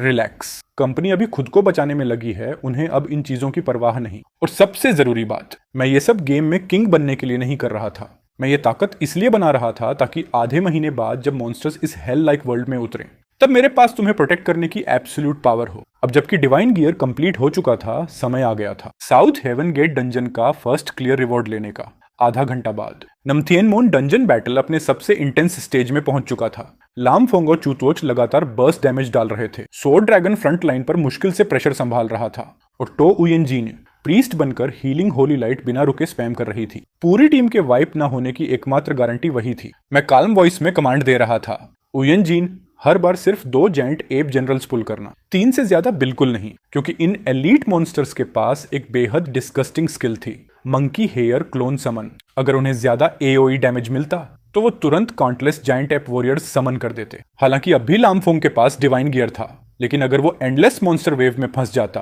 तो 50 मिनट के अंदर फर्स्ट क्लियर हासिल करना ऑलमोस्ट इम्पॉसिबल हो जाता। 10 मिनट बाद स्टॉर्म फील्ड और बर्निंग डोमेन इफेक्ट्स खत्म हो गए। जमीन पर जायंट एप्स की लाशें पहाड़ की तरह जमा हो चुकी थीं। लामफोंग और ठो उयनजीन दोनों लेवल 102 पहुंच गए थे, लेकिन बैटलफील्ड पर अभी भी 3000 छोटे मॉन्स्टर्स बाकी थे। एओई कंट्रोल स्किल्स खत्म होते ही क्लियरिंग एफिशिएंसी तुरंत गिर गई। लामफोंग ने बिना डिले फैसला लिया, पहले इलीट मॉन्स्टर्स खत्म करो, बाकी बचे 12 जायंट एप जनरल्स अब टीम का प्राइमरी टारगेट बन गए। सोर्ड ड्रैगन बेहद स्टेबल तरीके से एग्रो होल्ड कर रहा था। लामफोंग लगातार विंड ब्लेड्स और सैंडस्टॉर्म आइस कॉम्बो कर रहा था, जिससे ब्लाइंड इफेक्ट ट्रिगर हो रहा था। सिर्फ 5 सेकंड में उसने क्रेजी 1,30,000 डैमेज डंप कर दिया। ऊपर से चूतवॉच की फ्लेम कॉम्बो जुड़ गई। एक जायंट एप जनरल सीधे वहीं ढेर हो गया। 10 मिनट तक पूरे मैप में लड़ते रहने के बाद सारे इलीट मॉन्स्टर्स साफ हो गए और तभी मैप के सेंटर से अर्थ शेकिंग रोअर गूंजा। डंजन का फाइनल बॉस आखिर सामने आ चुका था, giant app king war God. उसकी फ्यूरियस रोर के साथ बाकी सारे छोटे मॉन्स्टर्स फ्रेंजी मोड में चले गए। अब वो लामफोंग के अटैक्स इग्नोर करके पागलों की तरह अपने किंग की तरफ दौड़ने लगे। तो उयन जीन घबराने लगी। जायंट एप किंग का अटैक पावर 68,000 है। शायद सोर्ड ड्रैगन सर्वाइव नहीं कर पाएगा। लेकिन लामफोंग की आंखें बेहद फर्म थी। नहीं टिकेगा तो भी टिकाना पड़ेगा। जरूरत पड़ी तो मैं खुद फ्रंटलाइन पर जाऊंगा। 35वें मिनट पर फुल स्केल बैटल शुरू हो गई। स्टॉर्मफील्ड फिर से पूरे सेंट्रल बैटलफील्ड पर फैल गया। लामफोंग और चूतवॉच का डैमेज बारिश की तरह जायंट एप किंग पर टूट पड़ा। जब उसके HP 70% पर पहुंचे तभी उसने रेज में एक टेरिफाइंग पंच मारा। 10 मीटर से ऊंचा उसका शरीर जैसे फटने वाला था। शॉकवेव सीधे जमीन पर फैल गई। लामफोंग का HP तुरंत 40% उड़ गया। पूरी टीम सर्वाइवल लिमिट पर पहुंच गई। उस अर्थ शैटरिंग पंच ने पूरे बैटलफील्ड का रिदम तोड़ दिया। अपना HP आधे से नीचे देखकर लामफोंग का दिल तक भारी हो गया। वॉर गॉड टाइटल सच में मजाक नहीं था। इस तरह का full map damage current stage में प्रैक्टिकली इम्पॉसिबल लेवल डिस्ट्रक्शन था। उयन जीन, मेरी चिंता मत करो, पहले सोर्ड ड्रैगन को बचाओ। लामफोंग जोर से चिल्लाया। इस वक्त टो उयन जीन के माथे पर पसीना भर चुका था। उसकी स्टाफ इतनी तेजी से घूम रही थी कि आफ्टर इमेजेस बन रहे थे। सोर्ड ड्रैगन फ्रंटलाइन पर सीधा जायंट एप किंग का रॉथ झेल रहा था। उसका HP ऐसे गिर रहा था जैसे नीचे होल हो। हालांकि टो उयन जीन की हीलिंग टेरिफाइंग लेवल की थी, लेकिन इतनी ब्रूटल डैमेज के सामने सोर्ड ड्रैगन की इनसेन डिफेंस भी टूटने लगी। जायंट एप किंग का HP लगातार गिरता गया। 50%, 30%। हर HP फेज के बाद वो और ज्यादा फ्यूरियस होकर रोर करता और सैकड़ों हजारों जायंट एप वॉरियर्स समन कर देता। पूरा सेंट्रल बैटलफील्ड मंकीज से भर चुका था। बैटल पूरी तरह क्योटिक और ब्लीडी हो गई थी। फिर जैसे ही जायंट एप किंग का HP 20% से नीचे गया, वो फाइनल बजर्क मोड में एंटर कर गया। उसने अपने माउंटेन साइज्ड फिस्ट्स ऊपर उठाए। टारगेट सीधा फ्रंट लाइन पर खड़े चूतवॉच और सोर्ड ड्रैगन थे। एक डेफनिंग एक्सप्लोजन हुआ। धूल पूरे आसमान में फैल गई। पहला हिट खाते ही सोर्ड ड्रैगन दर्द भरी रोर निकालकर व्हाइट लाइट में बदल गया। उसे फोर्सफुली पेट स्पेस में वापस भेज दिया गया। लेकिन चूतोच की हालत और भी खराब थी। उस टेरिफाइंग फिजिकल डैमेज ने उसका पूरा HP इंस्टेंट वाइप कर दिया। उसका शरीर एक्सट्रीम हीट में एक्सप्लोड होकर डार्क रेड फ्लेम्स में बदल गया। चूतवॉच! तो उयन जीन चीख उठी। उसकी आंखें तुरंत लाल हो गईं। अगर कोई स्पेक्टेटर्स ये सीन देखता तो उन्हें लगता लामफोंग का फर्स्ट क्लियर ड्रीम पूरी तरह खत्म हो चुका है। लेकिन लामफोंग के होंठों पर एक कोल्ड स्माइल उभरी, क्योंकि यही वो मौका था जिसका वो इंतजार कर रहा था। जलते हुए बैटलफील्ड के बीच एक क्रिस्टल लाइक रेड एग दिखाई दिया। वो आग के सेंटर में फ्लोटिंग था और आसपास के फायर एलिमेंट्स को क्रेजली अब्सॉर्ब कर रहा था। तभी सिस्टम नोटिफिकेशन थंडर की तरह गूंजा। Divine beast bloodline detected. चूतवॉक has activated hidden skill Nirvana. अगले ही पल टेरिफाइंग प्रेशर पूरे बैटलफील्ड में फैल गया। जो शैटर्ड फायरबॉल था वो अचानक एक्सपैंड होने लगा। दोगुना बड़ा होने के बाद गोल्डन फ्लेम्स में लिप्टाचू ट्यूब शेल तोड़कर दोबारा पैदा हुआ। उसके सारे स्टैट्स इंस्टेंटली फुल रिस्टोर हो गए। डैमेज डबल हो गया। मैजिक अटैक सीधे 80,000 क्रॉस कर गया। रिबॉन चूट्यूक ने स्काई शेकिंग फीनिक्स क्राई निकाली। गोल्डन ट्रू फ्लेम्स का ब्लास्ट निकला। उसने सराउंडिंग मंकी आर्मी को इंस्टेंट वेपराइज कर दिया और सीधा जायंट एप किंग के सिंह में जा टकराया। लामफोंग भी वहीं खड़े होकर शो नहीं देख रहा था। उसकी आंखें ब्लडशॉट हो चुकी थीं। बॉस अभी निर्वाणा प्रेशर से सप्रेस हुआ ही था कि उसने अपनी सारी मैजिक पावर स्टाफ में भर दी। एनहांस्ड विंड ब्लेड बैरज हवा चीरती हुई सीधे जायंट एप किंग के गले में घुस गई। एक अनविलिंग रोर के साथ खुद को वॉर गॉड कहने वाला वो जायंट मॉन्स्टर जमीन पर धड़ाम से गिर पड़ा। उसी पल पूरे सर्वर में अनाउंसमेंट गूंज उठी। Congratulations to players Lamfong Tanhai and Mongli Jokwang for clearing Nam Thien Mon dungeon in 43 minutes 52 seconds, successfully obtaining the first clear rank.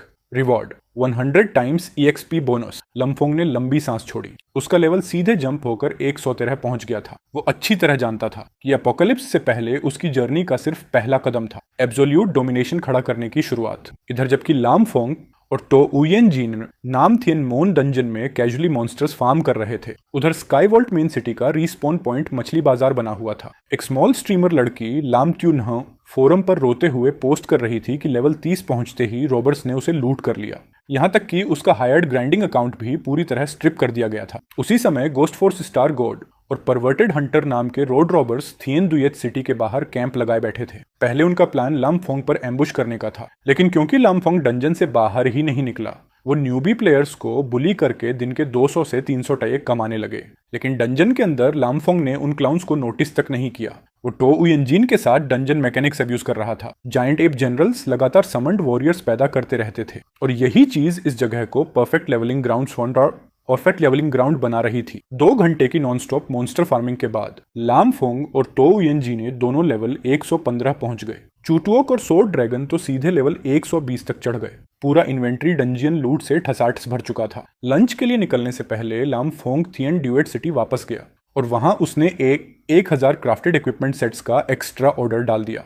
उसका प्लान अब क्रिस्टल क्लियर था। परफेक्ट 9 स्टार इक्विपमेंट लक से मिलता था, लेकिन crafted equipments की huge quantity बनाकर वो मैक्स स्टैट एट्रीब्यूट्स निकाल सकता था। फिर ट्रोंगसॉन लाम द्वारा खरीदे गए हेवनली पैलेस क्रिस्टल्स से उन स्टैट्स को ट्रैश ग्रेड 9 स्टार गियर पर ट्रांसफर करके मास प्रोड्यूस्ड डिवाइन इक्विपमेंट तैयार किए जा सकते थे। लिविंग रूम में रूममेट बैचथुक डेई ने स्नोफ्रॉस्ट गिल्ड लीडर का मीटिंग रिक्वेस्ट फॉरवर्ड किया।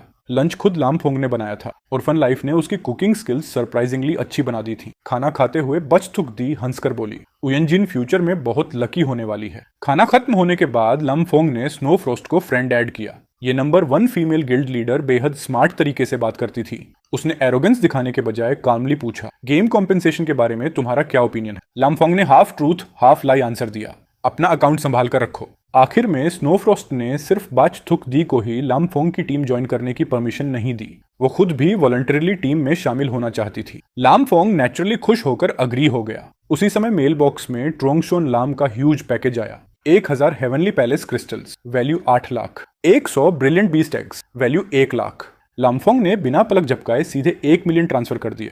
ट्रोंगशॉन लाम ने मैसेज में कंप्लेन किया कि डीएफ जांगलोंग क्लास ग्रुप में लगातार लामफोंग का मजाक उड़ा रहा था। गुस्से में उसने ग्रुप तक छोड़ दिया और ऑफिशियली लामफोंग को अपना बिग ब्रो मान लिया। लामफोंग बस हल्का सा मुस्कुराया और उसे मार्केट क्रैश का फायदा उठाकर एग्रेसिवली बाइंग जारी रखने को कहा। उन 100 ब्रिलियंट एग्स को देखकर लामफोंग का उन्हें छोड़ने का कोई इरादा नहीं था। वो सिटी लॉर्ड मेंशन गया और बड़ी संख्या में बीस्ट ट्रेनर्स रिक्रूट किए। उसका गोल था सारे बीस्ट पेट्स को ट्रेन करना। गेम रियलिटी में मर्ज होने से पहले वो एक ऐसी पेट आर्मी बनाना चाहता था जो हर चीज को क्रश कर सके। हुयन द किंग गुयन में नॉर्मली प्लेयर्स सिर्फ 3 पेट्स डिप्लॉय कर सकते थे, लेकिन स्पेशल एक्सपेंशन टिकट्स और हाई स्पिरिट स्टैट्स की मदद से 100 से ज्यादा पेट्स कंट्रोल किए जा सकते थे। सबसे टेरिफाइंग बात यह थी कि पेट फ्यूजन के बाद कैरेक्टर को 45% तक ऑल एट्रीब्यूट बूस्ट मिलता था। लामफोंग ने थियन दुयत सिटी में सीधे 60 मिलियन गोल्ड फेंककर स्पिरिट बीस्ट बेस बनवाया। फिर top tier beast trainers recruit किए और क्रेजी एग हैचिंग मोड शुरू कर दिए। 100 ब्रिलियंट एग्स एक ही बार में खोल दिए गए। हालांकि कोई मिथिकल बीस्ट नहीं निकला, लेकिन 6 डिवाइन पेट्स और 4 एपिक टियर पेट्स निकल आए। लामफोंग ने परफेक्ट क्वालिटी पेट्स को ट्रेनिंग बेस में भेज दिया और एक एक करके सबका ओनरशिप बाइंड कराया। उसके बाद उसने केयरफुली 3 एपिक टियर पेट्स चुनकर टोउयन जीन को दे दिए। उनमें टैंक, वॉरियर और मैज रोल सब शामिल थे। इससे टोउयन जीन की सबसे बड़ी कमजोरी कवर हो गई। लेकिन सोलो फाइट में लो डैमेज। जहां तक खुद लामफोंग की बात थी, उसने अपने लिए 2 डिवाइन बीस्ट्स चुने जो सर्वाइवल और क्राउड कंट्रोल दोनों में टॉप क्लास थे। एक पेट था स्नो मेडन जो कंट्रोल और हाई मैजिक डैमेज में स्पेशलाइज करता था। उसके पास ice seal life saving talent और नेगेटिव स्टेटस इम्यूनिटी थी। दूसरा पेट था फ्लाइंग शैडो असैसिन टाइप जो फियर फैलाने और इनविजिबिलिटी यूज करने में माहिर था। वही था फ्लाइंग रैट बीस्ट। जब वो फ्यूजन मोड में जाता तब हवा एलिमेंट मैज होने के बावजूद लिंग फेंक सच में हवा से भी तेज आदमी बन जाता। पेट्स का काम खत्म करने के बाद लिंग फेंक ने लेवल 100 के 2000 हैंडमेड गियर्स आइडेंटिफाई करने शुरू किए। आधे घंटे से ज्यादा मेहनत के बाद उसकी लक फट पड़ी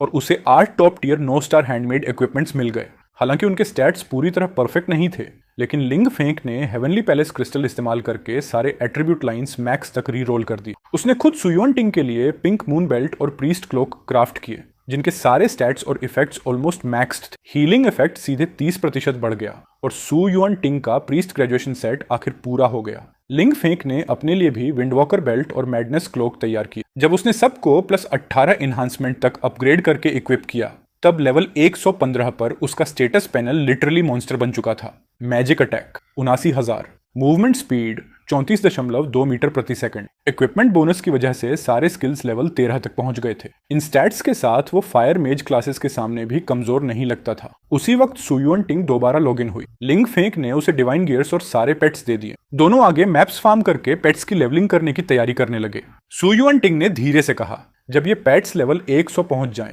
तब क्या तुम मुझे हेवनली पैलेस घुमाने ले चलोगे?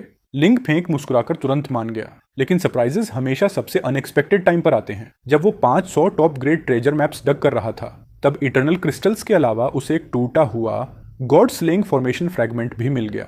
ये दरअसल एक ब्रोकन सील था और यही वो लेवल 9 सिटी डिफेंस फॉर्मेशन था जो एंजल्स तक को ट्रैप करके मार सकता था। लिंग फेंक इसकी स्ट्रेटेजिक वैल्यू अच्छी तरह समझता था। उसने तुरंत झांग चुनलिंग और जिया लिंग को कांटेक्ट किया और बोला, किसी भी कीमत पर बाकी फ्रेगमेंट्स खरीदो। उसे हल्का हल्का महसूस हो रहा था कि फ्यूचर में यही गॉड स्लेइंग फॉर्मेशन चेन्युए सिटी का सबसे बड़ा ट्रम्प कार्ड बनने वाला है। पूरा दिन फार्मिंग करने के बाद लिंग फेंग लॉग आउट करके आराम करने ही वाला था कि अचानक कमरे के दरवाजे पर नॉक हुआ। उसकी रूममेट बाई शूदी थी। वो चाहती थी कि अगले दिन लिंग फेंग उसके साथ कॉलेज चले ताकि एनवायरनमेंट से फेमिलियर हो सके। उसकी नजर में ये बस रूममेट्स के बीच नॉर्मल हेल्प थी। वैसे भी उसने पहले लिंग फेंग को पैसे उधार देने की बात कही थी, लेकिन रीबोर्न हो चुके लिंग फेंग ने अंदर ही अंदर बस ठंडी हंसी हंसी। कॉलेज उस वक्त जब लेवल 80 ब्लैक ड्रैगन के सामने मॉडर्न वेपन्स तक बेकार होने वाले थे, जब अपोकलिप्स आने वाला था और एलियन मॉन्स्टर्स पूरी साइंटिफिक सिविलाइजेशन को फाड़ डालने वाले थे, तब कॉलेज जाना सीधा अपनी जान वेस्ट करना था। उसे साफ पता था कि आने वाली डिजास्टर के खिलाफ सिर्फ गेम की मैजिक ही काम आने वाली है। इसलिए बाई शुदी के सामने ही उसने क्लास एडवाइजर को कॉल किया और सीधे 3 दिन की छुट्टी मांग ली। ऊपर से साफ बोल दिया, कॉलेज बाद में जाएंगे, पहले गेम रियल वर्ल्ड में इन्वेट तो होने दो।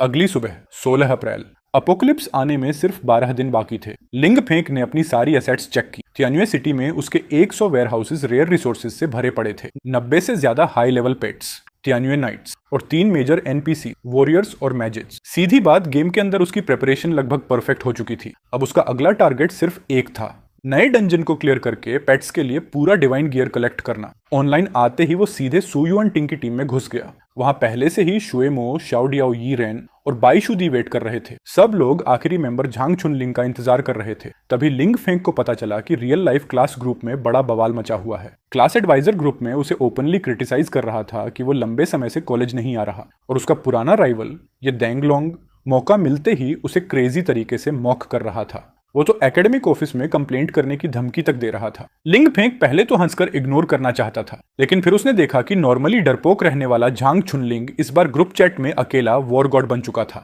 वो अकेले पूरे ग्रुप से लड़ रहा था। जब ये देंगलोंग ने लोकल गैंग कनेक्शंस का नाम लेकर धमकी दी, तब भी झांग चुनलिंग डरा नहीं। उल्टा उसने जोरदार जवाब दिया, तेरे पास लोकल गैंग है तो क्या हुआ, मेरे पास 3000 ऑनलाइन ट्रोल्स हैं। अगर मुझे गुस्सा आ गया ना, तो मैं तुम दोनों भाइयों को अभी नेशनल ट्रेंडिंग पेज पर चढ़ा दूंगा। ये देखकर लिंग फेंग का दिल गर्म हो गया। बचपन का ये दोस्त, जब वो ऑलमोस्ट बैंकरप्ट होने वाला था, तब भी उससे कभी एक पैसा एक्स्ट्रा इंटरेस्ट नहीं लिया, और अब उसके लिए शहर के सबसे डेंजरस आदमी से भी भिड़ रहा था। ऐसे दोस्त ही होते हैं जिन पर पीठ पीछे भरोसा किया जा सकता है। जहां तक ये देंगलोंग की बात थी, लिंग फेंग तो उसे देखने लायक भी नहीं समझता था। उसकी यादों में ये येदेंगलोंग उन्हीं लोगों में से था जिसने सबसे पहले अपना एसीसी बेचकर डर के मारे गेम छोड़ दिया था। लेकिन 12 दिन बाद जब डायमेंशनल वर्ल्ड्स आपस में टकराने वाले थे, तब ये सो वे रिच किड्स और इलाके के गुंडे सुपर पावर हासिल कर चुके लिंग फेंग के सामने चींटी से भी बदतर होने वाले थे। कुछ देर बाद झांग चुनलिंग भी ऑनलाइन आ गया और आखिरकार 5 लोगों की पूरी टीम तैयार हो गई। उनका सीधा टारगेट था नया डंजन, क्योटिक हेवनली पैलेस। ये नया डंजन बेहद ग्रैंड था। इसकी स्टोरी हेवनली पैलेस के पतन के बारे में थी। इसमें ईस्टर्न और वेस्टर्न फैंटेसी दोनों को मिक्स किया गया था। एक तरफ साउथ हेवनली गेट और 12 डिवाइन टेम्पल्स थे, तो दूसरी तरफ अलग अलग गॉड्स अपने हिडन मोटिव्स लेकर घूम रहे थे। इस बार शुरुआती साउथ हेवनली गेट स्टेज में वही जायंट टैप किंग फिर से सामने आया, जिसे पहले प्लेयर्स बार बार मार चुके थे, लेकिन अब उसका लेवल 120 हो चुका था। 2 मिलियन एचपी और ऐसा अटैक कि लिंग फेंग को एक हिट में उड़ा दे। सिर्फ वही नहीं, फ्लेम डीमन, 9 हेडेड सर्पेंट और बाकी 11 डीमन बॉसेस भी मिलकर हमला कर रहे थे। पूरा सीन बेहद शॉकिंग था। टीम बनते ही गिल्ड लीडर शुएमो ने कहा, पहले नॉर्मल डिफिकल्टी ट्राई करते हैं, एक्सपीरियंस भी हो जाएगा। लिंग फेंग ने भी मना नहीं किया। वैसे भी पहली बार नॉर्मल क्लियर करने पर सुप्रीम ट्रेजर चेस्ट मिलता था। उनकी करंट लाइनअप पूरे सर्वर की टॉप लाइनअप मानी जा सकती थी। नंबर 1 विंडमैज लिंग फेंग, नंबर 1 प्रीस्ट सु युआन टिंग, सर्वर रैंक 3 वॉरियर बाई शुदी और हिडन क्लास एलिमेंटल पेट्रोल वाला शाओडियाओ यी रेन। बस झांग चुनलिंग थोड़ा पीछे था, क्योंकि वो नाइट क्लास था। उसका पूरा 9 स्टार गियर और हैंडमेड इक्विपमेंट मिलाकर भी 1 मिलियन तक नहीं पहुंचता था। लेकिन लिंग फेंग और डिवाइन बीस्ट वर्मिलियन बर्ड के इनसेन डैमेज के सामने ये कमियां कोई मायने नहीं रखती थी। नॉर्मल डिफिकल्टी में पूरी टीम लिटरली बुलडोज करते हुए आगे बढ़ी, और वर्मिलियन बर्ड ने सिर्फ हाई इंटेलिजेंस ही नहीं दिखाई, बल्कि पूरी टीम डैमेज का 26% अकेले कंट्रीब्यूट किया। ये देखकर बाई शुदी को जोरदार झटका लगा। एक टॉप वॉरियर होने के बावजूद उसका डैमेज एक पेट से भी कम था। उसने तुरंत घोषणा कर दी, मैं 10,000 ब्रिलियंट एग्स खरीदूंगी और इससे भी स्ट्रॉन्ग डिवाइन बीस्ट निकालूंगी। झांग चुनलिंग ने हेल्पलेस होकर कहा कि गेम इकोनॉमी ऑलरेडी क्रैश हो रही है, कंज्यूमेबल्स खत्म हो रहे हैं और मार्केट भी डेड पड़ा है। लेकिन बाई शुदी और सु युआन टिंग का माइंडसेट बहुत सिंपल था। उन्हें बस खुलकर गेम एंजॉय करना था। इसके बाद टीम ने हार्ड डिफिकल्टी शुरू की, लिंग फेंक ने फुल फायर पावर खोल दी और टीम लाइटनिंग स्पीड से डंजन साफ करने लगी। जब बाकी लोग मॉब्स साफ कर रहे थे, उसी वक्त बाईशु दी डंजन रन करते करते वहीं एग ओपनिंग शुरू कर चुकी थी। आधे घंटे बाद लेवल 120 जायंट एप किंग के सामने अचानक डिवाइन लाइट उतरी। बाईशुदी ने सच में एक मिथिकल पेट निकाल लिया था, हेवनली हाउंड। उसके स्टैट्स देखते ही पूरी टीम एक्साइटेड हो गई। SSS overall rating, insane physical attack growth और 3 broken skills, indomitable will, ancient blood line और बर्जरक डवोर। हर 1% एचपी कम होने पर अटैक और डिफेंस दोनों बढ़ जाते थे। ऊपर से 50% एक्स्ट्रा एचपी लिमिट और 30% लाइफ स्टील भी था। सीधी बात, ये बीस्ट मिले वॉर गॉड के लिए बोर्न हुआ था, पूरी तरह अल्टीमेट बैटल डॉग। लेकिन मजेदार बात यह थी कि बाईशुदी का पहला रिएक्शन एक्साइटमेंट नहीं बल्कि डिस्गस्ट, क्योंकि बचपन में उसे कुत्ते ने काट लिया था, इसलिए उसे डॉग से साइकोलॉजिकल फियर था। वो बोली कि वो कैट पाल लेगी लेकिन हेवनली हाउंड नहीं रखेगी। लिंग फेंग ने मजाक में कहा, तो फिर फ्लाइंग राइट से एक्सचेंज कर लें। ये सुनते ही बाईशुदी और जोर से चीख पड़ी, क्योंकि उसे चूहों से भी डर लगता था। हालांकि पूरा सीन काफी फनी बन गया था, लेकिन 2 फर्स्ट क्लियर रिवॉर्ड्स लेने के बाद लिंग फेंक के हाथ में अब 2 सुप्रीम ट्रेजर चेस्ट्स थे। बाईशुदी की लक देखकर शुएमो का भी मन डोल गया। उसे लगा कि सर्वर बंद होने से पहले गेम आइटम्स की क्रेजी कंजम्पशन की वजह से डिवाइन पेट्स निकलने का रेट काफी बढ़ चुका है। लिंग फेंक एक्साइटेड होकर बोला, आज हमें पूरे 8 सुप्रीम ट्रेजर चेस्ट्स फार्म करने हैं। किसे पता था कि late game paid divine gear वाला ये टेरिफाइंग टॉप डंजन पूरी टीम का एग ओपनिंग इवेंट बन जाएगा। लिंग फेंग की लीड में टीम ने आसानी से हार्ड डिफिकल्टी क्लियर की, फिर नाइटमेयर डिफिकल्टी भी। उनके हाथों में सुप्रीम ट्रेजर चेस्ट्स लगातार बढ़ते जा रहे थे। ये देखकर झांग चुनलिंग भी लालच रोक नहीं पाया और एग ओपनिंग्स गैंग में शामिल हो गया। लेकिन लक साफ तौर पर उसके साथ नहीं थी। 50 एग्स खोलने के बाद भी उसे सिर्फ एक लेजेंडरी पेट मिला। उसका वॉलेट इतना दुखा कि उसने वहीं चिल्लाकर कहा, बस अब और पैसा नहीं डालूंगा। लेकिन 2 रिच गर्ल्स, शुएमो और बाईशुदी, सर्वर बंद होने से पहले चीप प्राइसेस का फायदा उठाकर हजारों ब्रिलियंट एग्स और खरीद लाई। इस वक्त पूरे फैंटेसी एरा सर्वर में रिसोर्सेज की कंजम्पशन बेहद टेरिफाइंग लेवल पर पहुंच चुकी थी। प्लेयर्स अपनी जिंदगी की सारी सेविंग्स तक झोंक रहे थे और इसी वजह से हाई लेवल पेट्स निकलने का रेट लगातार बढ़ता जा रहा था। तभी लिंग फेंक अचानक बोला, अब एग्स बंद करो, हेल डिफिकल्टी शुरू करते हैं, फोकस करो। उसके आदेश के साथ ही पूरी टीम सबसे टेरिफाइंग स्टेज में दाखिल हो गई। हेल डिफिकल्टी वाला क्योस इन हेवनली पैलेस एक अजीब क्रीपी एटमॉस्फेयर छोड़ रहा था। पहले 11 स्टेजेस में जिन डीमन बॉसेस के बॉडीज डिस्ट्रॉय हुए थे, उनकी सोल्स दोबारा उठकर फाइनल बॉस एरिया की तरफ भाग रही थी। बाईशुदी और शुएमो दोनों कंफ्यूज्ड हो गए। क्या ये ऐसी डिफिकल्टी है जहां मॉन्स्टर्स मरते ही नहीं? लेकिन लिंग फेंक ने इस पूरे सिचुएशन में एक बड़ा मौका सूंघ लिया था। शायद ये लेवल 120 के बाद अनलॉक होने वाला नया गेम प्ले था। फाइनल थ्रोन के सामने अचानक एक बड़ा स्क्रिप्टेड इवेंट शुरू हो गया। जायंट एप किंग ने बेहद क्रूर तरीके से बाकी 11 स्टेजेस के डीमन बॉसेस की सोल्स निगल ली। उसका एचपी तुरंत बढ़कर टेरिफाइंग 3 मिलियन तक पहुंच गया। जब वो 100 मीटर लंबे जायंट एप में बदल गया, तब वो किसी रिबॉर्न वज्र गॉड से कम नहीं लग रहा था। उसका एक नॉर्मल हमला ही झांग चुनलिंग के 50,000 एचपी उड़ा देता था। उस टेरिफाइंग डैमेज ने जो डिफेंस को ऑलमोस्ट इग्नोर कर रहा था, पूरी टीम को पहली बार मौत का असली डर महसूस करा दिया। क्रिटिकल मोमेंट पर लिंग फेंक ने अपनी रिबर्थ नॉलेज दिखाई। उसने तुरंत कमांड दिया, कोई एग्रो मत खींचना, क्राउड कंट्रोल स्किल्स बिल्कुल यूज मत करना, जल्दी से किसी थ्रोन पर खड़े होकर अटैक करो। जो भी थ्रोन पर चढ़ेगा सिर्फ डैमेज स्किल्स यूज करेगा, प्रीस्ट भी हील नहीं करेगा। बाईशुदी पूरी तरह कंफ्यूज थी, लेकिन फिर भी उसने उसकी बात मानी और तभी एक शॉकिंग सीन हुआ। थ्रोन मैकेनिज्म एक्टिवेट होने की वजह से जायंट एप किंग का बॉडी साइज इतना बड़ा था कि वो थ्रोन पर खड़े प्लेयर्स को लॉक ही नहीं कर पा रहा था। अब वो बस 5 थ्रोन्स के बीच इधर उधर घूमता रह गया। इस बग एक्सप्लॉइट की वजह से 3 मिलियन एचपी वाला बॉस अचानक पंचिंग बैग बन गया। जैसे ही जायंट एप किंग जोरदार आवाज के साथ गिरा, पूरे सर्वर पर नोटिफिकेशंस फ्लड हो गईं। लिंग फेंक की टीम न सिर्फ फर्स्ट क्लियर हासिल कर चुकी थी, बल्कि उन्हें बेहद रेयर गारंटीड प्रोफेशन रिवॉर्ड भी मिला। लेकिन इससे भी ज्यादा शॉकिंग बात उसके बाद हुई। सिस्टम ने अनाउंस किया, level 120 soul cultivation system officially unlocked, reputation system activated. पूरे वर्ल्ड चैट में लिटरली आग लग गई। कुछ लोग डेवलपर्स को गालियां दे रहे थे कि सर्वर बंद होने वाला है, फिर भी नया अपडेट डाल रहे हैं। कुछ लोग लिंग फेंक का मजाक उड़ा रहे थे कि उसने गेम के लिए सच में अपना घर गिरवी रख दी। पूरे स्क्रीन पर मौकरी और कंफ्यूजन भरा पड़ा था। लेकिन लेवल 120 के करीब पहुंचती ईएक्सपी बार को देखकर लिंग फेंक बस ठंडी मुस्कान हंस रहा था। जब बाकी लोग होप छोड़ चुके थे, सिर्फ उसे पता था कि ये सोल कल्चरेशन सिस्टम ही फ्यूचर अपोकैलिप्स में सर्वाइव करने की असली ताकत बनने वाली है। इस बार लिंग फेंक पूरी तरह फेमस हो गया, लेकिन उसकी फेम उसकी स्ट्रेंथ की वजह से नहीं थी, बल्कि इसीलिए क्योंकि पूरे इंटरनेट की नजर में वो सबसे बड़ा बेवकूफ बन चुका था। परमानेंट सर्वर शटडाउन अनाउंस हो चुका था, कोई कॉम्पेंसेशन भी नहीं मिलने वाली थी। ऐसे वक्त में लिंग फेंक ने घर बेचकर और लाखों का लोन लेकर गेम में पैसा डाल दिया था। उसके क्लासमेट्स ने ये बात ऑनलाइन लीक कर दी और इंटरनेट लिटरली एक्सप्लोड हो गया। कुछ ही घंटों में लिंग फेंग शॉर्ट वीडियो प्लेटफॉर्म्स पर वायरल फेस बन गया। हर तरफ लोग उसका मजाक उड़ाते हुए वीडियोस बना रहे थे। कोई कह रहा था कि उसने अपने पेरेंट्स के डेथ कॉम्पेंसेशन के पैसे उड़ा दिए। कोई उसे ऑनलाइन गेमिंग हिस्ट्री का सबसे बड़ा स्कैम विक्टिम बोल रहा था। यहाँ तक कि कुछ लोग फेक रूमर्स फैलाने लगे कि बचपन में वो औरतों को नहाते हुए छुपकर देखता था। पूरा इंटरनेट नेगेटिव कमेंट्स से भरा पड़ा था। लिंग फेंग को ब्रेन डेड इडियट और बेचारा ठगा हुआ लूजर जैसे टैग्स मिल चुके थे। लेकिन इंटरनेट के इस एरा में बदनाम होकर वायरल होना भी फेम ही था। लगातार उसे इंटरव्यू ऑफर्स आने लगे।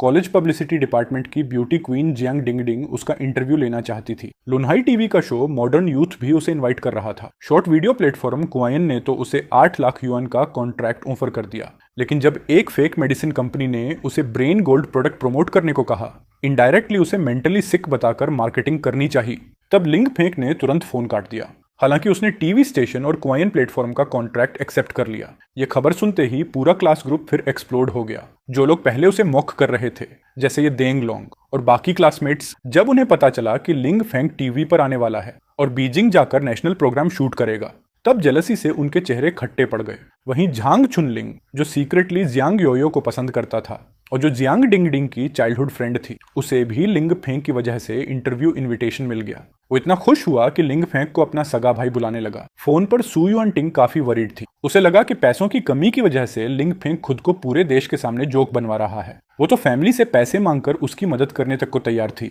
उसकी बात सुनकर लिंग फेंग का दिल गर्म हो गया। उसने उसे समझाया, मैं बस अपनी सोच और जर्नी लोगों को बताना चाहता हूँ, और प्रॉमिस किया कि वो हर दिन उसके साथ ऑनलाइन आकर सीनरी देखेगा। कॉल खत्म करने के बाद लिंग फेंग प्रोग्राम की स्क्रिप्ट तैयार करने लगा। उसे साफ पता था कि अपोकलिप्स आने वाला है, लेकिन वो सीधे ये नहीं कह सकता था कि वो रीबॉर्न हुआ है। इसलिए उसने प्लान बनाया कि वो नेशनल ब्रॉडकास्ट में प्रोफेटिक ड्रीम का बहाना बनाकर लोगों और यहाँ तक कि मिलिट्री को भी आखिरी वार्निंग देगा। साथ ही उसने झांग चुनलिंग को दोबारा रिमाइंडर दिया, गेम आइटम्स खरीदना बंद मत करना, प्राइस चाहे कितना भी नीचे चला जाए, स्टॉक जमा करते रहो, और वो वॉर गॉड फॉर्मेशन फ्रैगमेंट्स जरूरत पड़े तो 10 गुना कीमत देकर भी खरीदो, क्योंकि लिंग फेंग के लिए यही रिसोर्सेज फ्यूचर डिजास्टर से लड़ने की असली पूंजी थे। बुधवार मॉडर्न यूथ प्रोग्राम की रिकॉर्डिंग का दिन आखिर आ गया।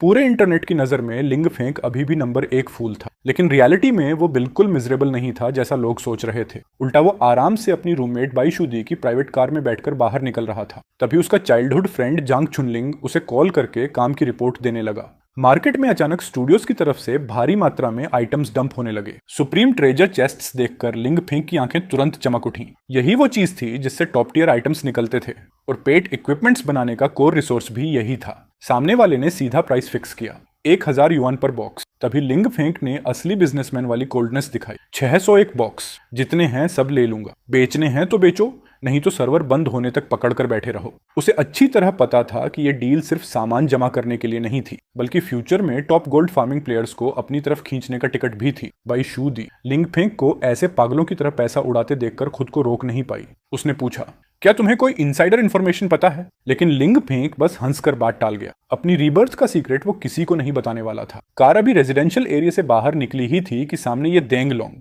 और उसका लोकल गैंगस्टर भाई ये देंग हु रास्ता रोककर खड़े मिले।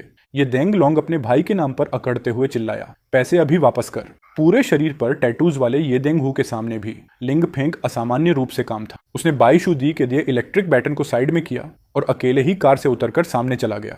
एक नजर में उसने पूरी सिचुएशन समझ ली। ये देंग लोंग उससे जेलस था क्योंकि गालियां खाने के बावजूद लिंग फेंग फेमस हो चुका था, और ये देंग हु बस इस बात से डर रहा था कि इतना वायरल आदमी कहीं उसका पैसा मार ना जाए। लिंग फेंग ने सीधे येदेंग लोंग की बकवास इग्नोर की और येदेंग हु को आखिरी बेट फेंका। ब्रदर हु, 3 महीने में पैसा लौटाने की बात हुई थी, मैं 1 महीने में लौटा दूंगा, ऊपर से एक्स्ट्रा 1 मिलियन भी दूंगा। अब डिसाइड तुम करो, अपने भाई की सुनकर मेरे लिए प्रॉब्लम बनोगे या एक्स्ट्रा 1 मिलियन कमाओगे?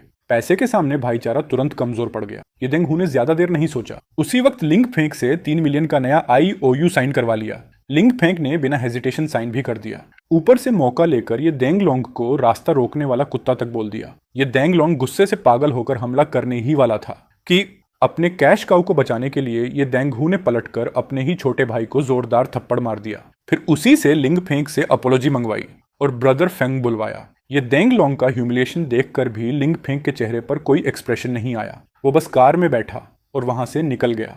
इस साइकोलॉजिकल बैटल में उसने अपनी तैयारी के लिए बेहद कीमती टाइम जीत लिया था। अब उसके और उस टीवी स्टूडियो के बीच बस थोड़ी दूरी बची थी जहां वो पूरे देश के सामने अपोकलिप्स की वार्निंग देने वाला था। आधे घंटे के रास्ते में 3 मिलियन वाले नए आईओयू को देखकर बाईशुदी अभी भी कंफ्यूज थी। सिर्फ एक थप्पड़ के लिए तुम सच में एक्स्ट्रा 1 मिलियन मांग रहे हो? लिंग फेंग बस हंस पड़ा। उसे अच्छी तरह पता था ये देंग ब्रदर्स को उस पैसे का 1 युआन भी नहीं मिलने वाला, क्योंकि जब तक वो कैपिटल सिटी से वापस लौटेगा दुनिया पूरी तरह बदल चुकी होगी। दोनों भाई ऑर्डिनरी लोग थे, गेम पावर्स इनहेरिट भी नहीं कर पाएंगे। उनका फ्यूचर लगभग तय था, मॉन्स्टर्स का खाना बनना। उस वक्त ये आईओयू बस बेकार कागज बनकर रह जाएगा। टीवी स्टेशन जाते वक्त लिंग फेंग ने बाईशुदी को क्वाइटली सलाह दी, जल्दी घर लौट जाओ, अपने पेरेंट्स के साथ रहो, क्योंकि उसे पता था कि गेम इन्वेजन सिर्फ डिजास्टर नहीं लाएगा, उसके साथ एक मिस्टीरियस एनर्जी भी आएगी जो इंसानी बॉडी को प्योरीफाई कर सकती थी। बीमारियां ठीक हो सकती थी, कटे हुए हाथ पैर तक वापस उग सकते थे, और अभी अभी गेम में अपडेट हुआ सोल कल्टीवेशन सिस्टम सबसे इंपॉर्टेंट चीज बनने वाला था। इस सिस्टम ने गेम की कोर लॉजिक पूरी तरह बदल दी थी। अब प्लेयर सोल एनर्जी यूज करके अपनी हंगर खत्म कर सकते थे, यानी फूड डिपेंडेंसी ऑलमोस्ट खत्म। इसके साथ एक नई करेंसी भी आई, सोल क्रिस्टल्स। गोल्ड की जगह अब यही सबसे वैल्यूएबल रिसोर्स थी। कॉमन से लेकर ब्रिलियंट सोल क्रिस्टल तक की कीमत इंसेन थी। एक ब्रिलियंट सोल क्रिस्टल बनाने के लिए 100 मिलियन गोल्ड तक चाहिए था, लेकिन लिंग फेंग इसकी असली वैल्यू जानता था। उसने तुरंत झांग छुनलिंग को ऑर्डर दिया, करंट एक्सचेंज रेट का फायदा उठाओ, 1 युएन में 1 लाख गोल्ड मिल रहा है, पूरे सर्वर का गोल्ड खरीद डालो। उसका टारगेट था 10,000 ब्रिलियंट सोल क्रिस्टल्स जमा करना। इतनी दौलत गेम के अंदर छोटे देशों को खरीदने के लिए काफी थी। इसके बाद लिंग फेंग लुनहाई टीवी स्टेशन पहुंचा और मॉडर्न यूथ प्रोग्राम की रिकॉर्डिंग शुरू हुई, लेकिन रिकॉर्डिंग बिल्कुल स्मूथ नहीं रही। प्रोग्राम के दौरान लिंग फेंग ने ओपनली लॉन्ग किंगडम मिलिट्री को वार्निंग दी, गेम में एंटर होकर पहले से फोर्सेस डिप्लॉय करो। उसकी इतनी बोल्ड बात सुनकर डायरेक्टर के पसीने छूट गए। कई बार रिकॉर्डिंग रोकनी पड़ी, लेकिन लिंग फेंग अजीब तरह से फर्म था। अगर मेरा सपना सच निकला तो आप डिस्क्लेमर जोड़ देना, रिस्पॉन्सिबिलिटी मैं लूंगा। आखिरकार डायरेक्टर को कॉम्प्रोमाइज करना पड़ा। रिकॉर्डिंग खत्म हो गई। 22 अप्रैल, लुनघाई एयरपोर्ट वेटिंग हॉल। गेम के रियल वर्ल्ड में इन्वेड करने में अब सिर्फ 5 दिन बाकी थे। लिंग फेंग लॉगिन हेलमेट पहनकर फ्लाइट का इंतजार करते हुए भी गेम में घुस गया। ब्रिलियंट सोल क्रिस्टल्स की मदद से उसका सोल कल्चरेशन लेवल अब पूरे सर्वर में नंबर 1 बन चुका था। न सिर्फ उसने पेट्स के लिए 3 डिवाइन गियर सेट्स निकाल लिए थे, बल्कि उसका मैजिक अटैक भी सीधे 1 लाख क्रॉस कर गया। लेकिन जिस चीज ने लिंग फेंग को सबसे ज्यादा एक्साइटेड किया वो था हेल डिफिकल्टी डंजन से गिरा hidden class certificate. Heaven walker एक बेहद ऑल राउंडर क्लास थी, लेकिन उसकी डिफिकल्टी भी टेरिफाइंग लेवल की थी। क्लास चेंज के बाद प्लेयर न सिर्फ क्लोज कॉम्बैट में लड़ सकता था, बल्कि दूर खड़े होकर मैजिक भी कास्ट कर सकता था। सच में बैटलफील्ड पर फ्रीली डोमिनेट करने वाली क्लास। हिडन क्लास सर्टिफिकेट को हाथ में पकड़कर लिंग फेंग पहली बार सच में हेजिटेट हुआ। अगर वो हेवन वॉकर बनता तो इसका मतलब था कि उसे अपनी ओरिजिनल क्लास गियर को हमेशा के लिए छोड़ना पड़ेगा। आगे से वो सिर्फ हैंडमेड इक्विपमेंट ही पहन सकता था जो खुद क्राफ्ट करे।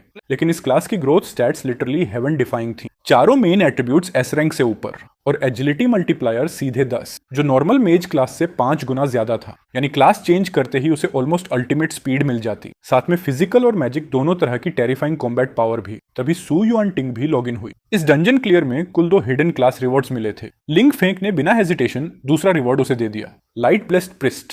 क्लास चेंज करते ही सू युआन टिंग ने अचानक एक SSS रैंक मिशन ट्रिगर कर दिया, rescue the light sentence clan. लिंग फेंग ने रिवॉर्ड लिस्ट पर बस एक नजर डाली और तुरंत फैसला कर लिया कि ये मिशन हर हाल में कंप्लीट करना होगा, क्योंकि रिवॉर्ड में सिर्फ unique mythic weapon light saint's staff ही नहीं था, सबसे इंपॉर्टेंट चीज थी। इस वेपन को पाते ही पूरा लाइट सेंटेस क्लैन उसके आदेश मानने लगता। लिंग फेंग को साफ समझ आ गया, जब गेम रियल वर्ल्ड में इन्वेड करेगा तब इसका मतलब होगा कि सू युआन टिंग के पास सीधे एक लॉयल सुपरनैचुरल आर्मी होगी। उसने तुरंत तय कर लिया कि ये फेज खत्म होते ही वो उसके साथ ये मिशन जरूर करेगा। कैपिटल सिटी जाने से पहले झांग छुनलिंग ने उसे फोन किया।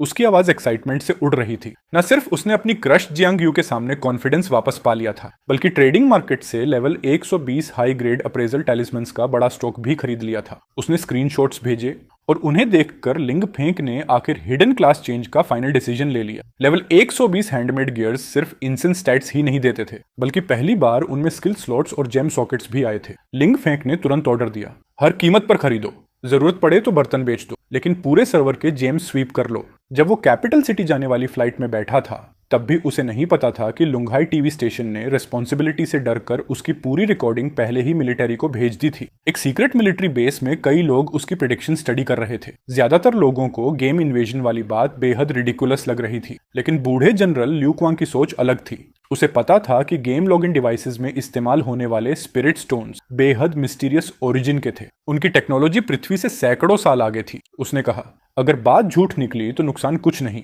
लेकिन अगर सच हुई और हमने तैयारी नहीं की तब बहुत देर हो जाएगी। आखिरकार जनरल ल्यू क्वान ने फैसला लिया। उन्होंने एक छोटा मिलिट्री बजट अप्रूव किया और कई मिलिट्री कैंप्स से सोल्जर्स को फैंटेसी एरा में अकाउंट्स बनाने भेज दिया। अगर उस वक्त लिंग फेंक वहां होता तो शायद शौक में जम जाता, क्योंकि जनरल ल्यू क्वान की आंखें और भौहें किसी हद तक उसकी गेम पार्टनर सु युआन टिंग से मिलती थीं। रियलिटी और वर्चुअल वर्ल्ड के बीच फेट के गियर्स अब तेजी से घूमने लगे थे। कैपिटल सिटी में क्वाइन हेडक्वार्टर्स पर लिंग फेंक का पहला लाइव स्ट्रीम इंटरव्यू शुरू हुआ।